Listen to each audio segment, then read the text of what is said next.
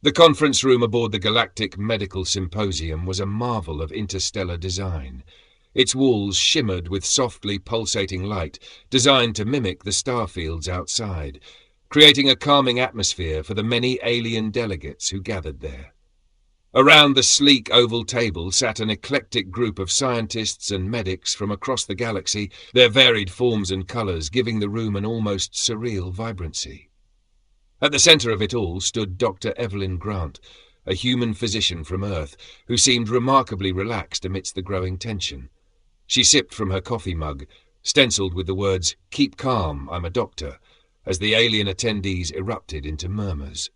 The Kelari delegate, tall and willowy with its translucent fronds vibrating in a clear display of agitation, was the first to speak.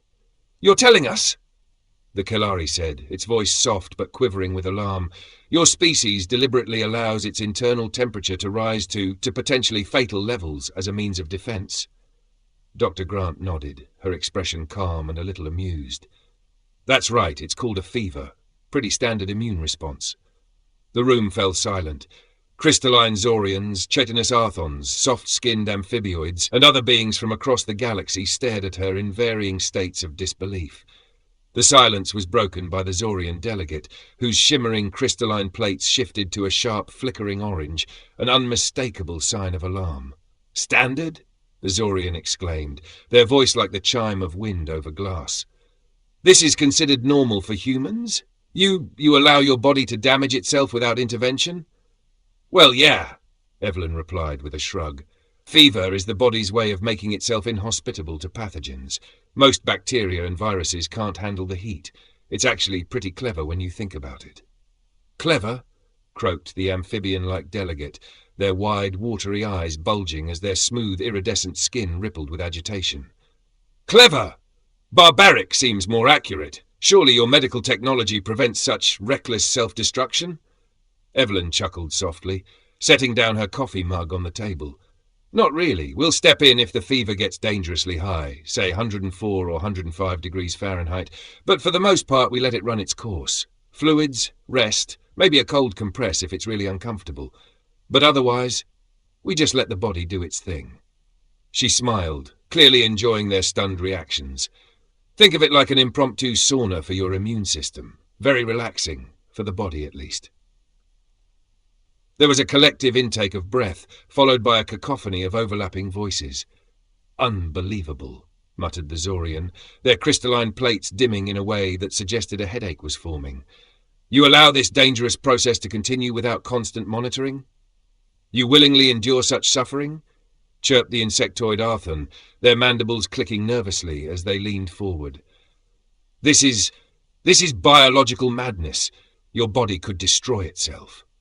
Evelyn grinned, clearly enjoying the shock value. "Well, not willingly, but we've kind of made peace with it. It's just how things work. Imagine, for a second, you've got a little army of white blood cells all ramped up, fighting off an infection. They're like, 'All right, let's turn up the heat and make things uncomfortable for the invaders.' It's like a little internal campfire, just the right temperature for the bad guys to start packing up. We don't really control it, but it's definitely effective." The Kelari tilted their narrow, translucent head, their fronds fluttering faintly as if they were trying to process the information. "Effective?" they repeated slowly. "You consider cooking yourselves from the inside out to be effective?" "Well, yeah," Evelyn said with a shrug. "I mean, it's not like our bodies just heat up for no reason. It's targeted, controlled." She grinned. "Mostly." "Mostly?" hissed the amphibioid, their slick skin darkening in shock. "You mean it's possible for this fever to spiral out of control?" "Sure," Evelyn admitted, "but we usually catch it before that happens. It's rare, honestly, and most fevers are harmless. Your body heats up, fights the invader, and then cools down again. End of story." The Arthon delegate clicked their mandibles in what sounded like frustration. "This is reckless and dangerous.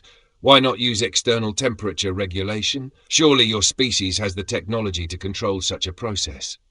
Evelyn smirked, picking up her coffee again. "We do, but why mess with a system that works? Fever isn't just some random thing. It's part of our immune response.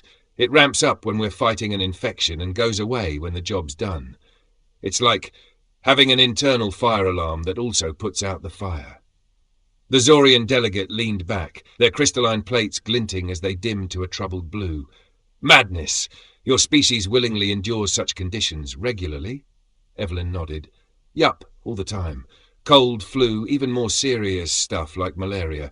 Fever's usually the first sign that your body's fighting back. You'd be surprised how resilient we are. The amphibioid made a low, disbelieving trill. Resilient or suicidal? Evelyn laughed outright this time. Depends on your perspective. I like to think we're just adaptable. Honestly, you guys wouldn't last a week on Earth. Too many germs, too much stress. It's survival of the fittest down there. The aliens exchanged uneasy glances, their discomfort palpable.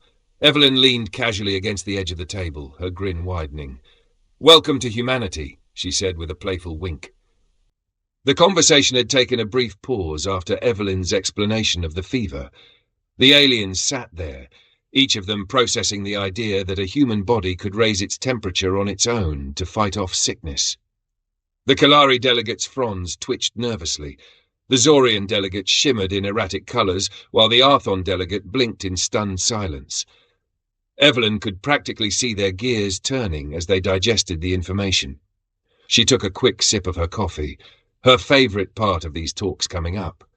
With a mischievous grin, she leaned forward, clearly ready to stir the pot again. Oh, you should have seen how my alien friends reacted when they learned we inject ourselves with weakened versions of diseases to stop them later. The silence in the room was immediate, and for a moment Evelyn thought she could hear the mental gears of the aliens creaking as they processed what she'd just said. The Kalari delegate blinked, fronds quivering in utter confusion. The Zorian delegate seemed to flicker like a faulty hologram, its colours rapidly shifting from hues of violet to blue. The Arthon delegate stood completely still, antenna raised in shock. Then, as expected, the reaction came. You what? The Kalari delegate stammered. Evelyn grinned even wider, leaning back in her chair. Vaccines, she said casually. We inject a little bit of a disease into our bodies, just enough to teach our immune system how to fight it off. That way, when the real thing shows up, we're ready. The Kalari stared at her, its fronds nearly vibrating with disbelief. You willingly expose yourselves to pathogens? Evelyn shrugged nonchalantly, taking another sip of coffee. Yup, it's actually saved billions of lives. We figured out how to trick our bodies into getting a head start. Smallpox, polio, all sorts of nasty stuff. We've gotten pretty good at it. The Arthon delegate blinked twice, antennae twitching nervously. So, you risk harm to yourselves now, to prevent harm later? Evelyn chuckled. Exactly. It's like training for a marathon by running short sprints first. You don't wait until the big race to figure it out. The Zorian delegate, now a living prism, stared at her with wide, glowing eyes. This is madness. You risk your health to fight future dangers? Evelyn leaned back in her chair, eyes gleaming with amusement. Yep, we get a little sick now, but we're betting on not getting really sick later. It's like a little insurance policy. The Kalari clicked its mandibles, clearly unsure of how to respond. But what if the disease mutates? What if your body can't handle it? Evelyn raised an eyebrow, looking completely unfazed. Hey, it's always a risk, but we trust our immune systems. They've gotten pretty good at adapting. It's like preparing for a storm. You don't know exactly when it'll hit, but you make sure you've got your umbrella ready. The Zorian flickered with deep curiosity, its colours slowing as it processed. So, you inject yourselves with pathogens, and your bodies just figure it out? Evelyn nodded, her grin never faltering. Exactly. It's like teaching your body to recognize an enemy before the battle even starts. That way, when the real thing arrives, we're ready to fight. The Arthon delegate's antennae twitched. And you do this on purpose? Yup, Evelyn said with a shrug. It's a calculated risk. Sometimes it works, sometimes it doesn't. But in the end, it saved a lot of lives. She paused for dramatic effect. And you know what the best part is? The aliens leaned in, eager for the punchline. Evelyn's grin stretched wider. It's all just a little needle, a tiny poke, and we're good to go. There was a stunned silence. Well, that's a bit simple, isn't it? The Kalari delegate said, its fronds trembling with disbelief.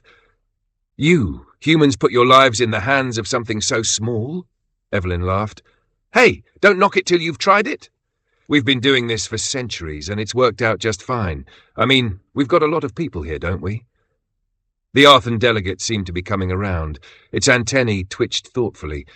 You really do trust your bodies that much?" Evelyn leaned back in her chair, looking pleased. "Yup, we're a little crazy, I know, but it's worked for us." The Zorian delegate flickered again, its colours shifting rapidly. "This is unlike anything we've ever seen. You risk harm to prevent future harm. And it actually works."